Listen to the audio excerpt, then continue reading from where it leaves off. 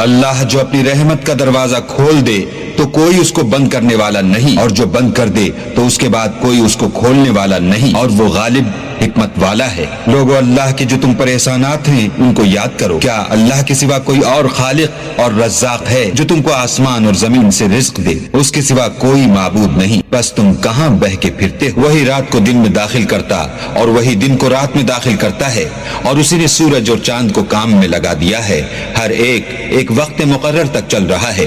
یہی اللہ تمہارا پروردگار ہے، اسی کی بادشاہی ہے، اور جن لوگوں کو تم اس کے سوا پکارتے وہ کھجور کی گٹھلی کے چھلکے کے برابر بھی تو کسی چیز کے مالک نہیں۔ اگر تم ان کو پکارو تو وہ تمہاری پکار نہ سنیں، اور اگر سن بھی لیں تو تمہاری بات کو قبول نہ کر سکیں، اور قیامت کے روز تمہارے شرک سے انکار کر دیں گے، اور خدائے باخبر کی طرح تم کو کوئی خبر نہیں دے گا۔ لوگو، تم سب اللہ کے محتاج ہو، اور اللہ بے پرواہ سزاوار حمد و ثنا